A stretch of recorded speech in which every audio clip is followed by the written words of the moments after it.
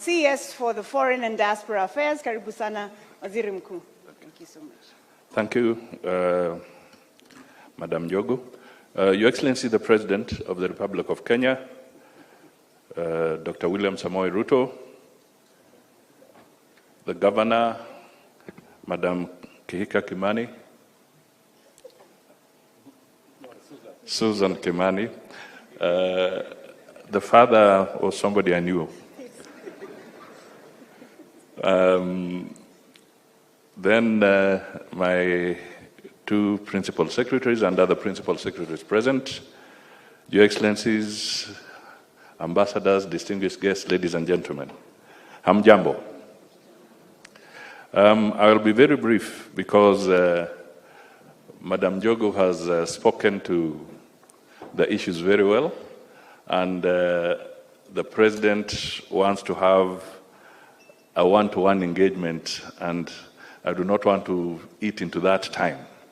I want to try and shorten so that we can maximize on that interactive session.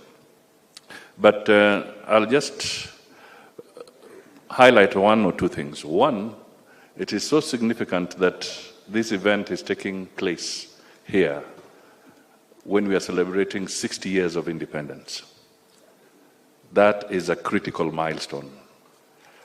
The message here is that the Kenyan diaspora has truly come of age, and it is therefore important that they take their rightful space in the development agenda of our country.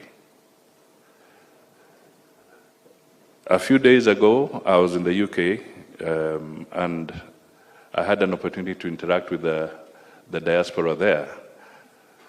They are raring to go. They want their footprint broadened. And therefore, this gathering here will give us that opportunity to enable that to happen. My request to you is that we need your help to also inform debate on the local scene. Your Excellency, let me just pick one example, something called privatization, because our diaspora is really exposed to a lot of models of privatization, of partnership between the public sector and the private sector. We want you to be part of this robust debate that is taking place in Kenya today. Because for us to make sense out of anything, it has to be an informed debate. And your exposure on certain aspects contributes significantly to this.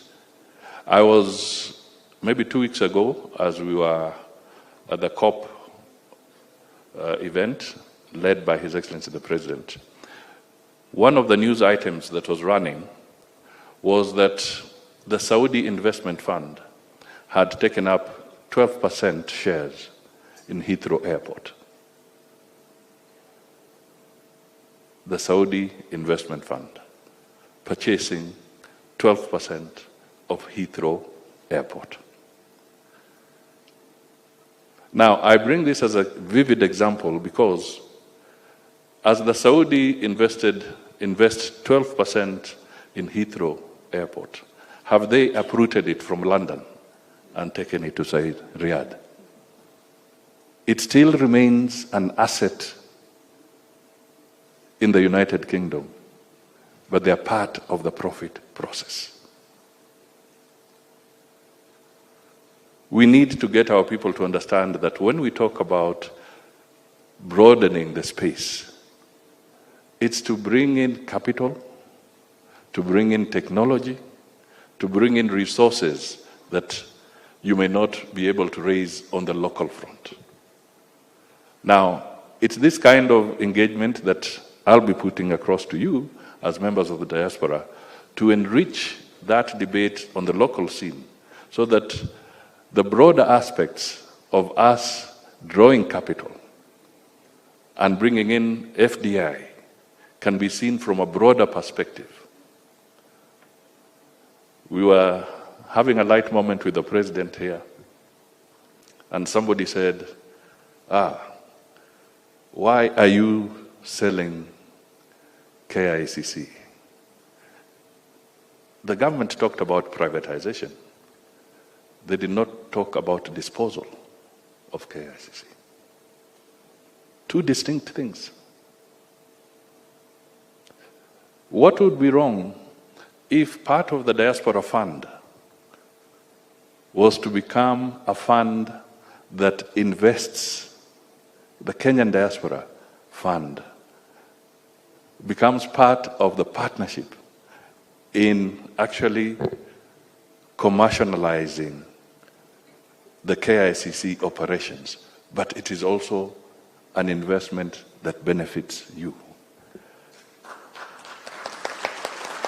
and benefits the people of Kenya. So these are some of the engagements that I would say that might be very, very useful as you converse, so that we help in enriching debate here and broadening exposure, so that people don't start imagining that the government of Kenya is on some kind of free-for-all disposal activity. That is not the case.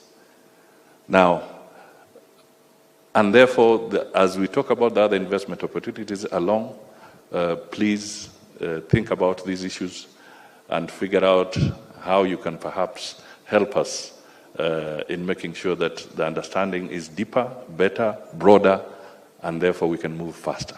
With these few remarks, it is now my honor and duty to invite His Excellency the President of the Republic of Kenya, Dr. William Samoei Ruto, to address us. Thank you.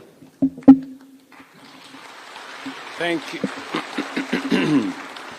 Thank you very much, PCS. Please, let's take our seats. Asanteni sana.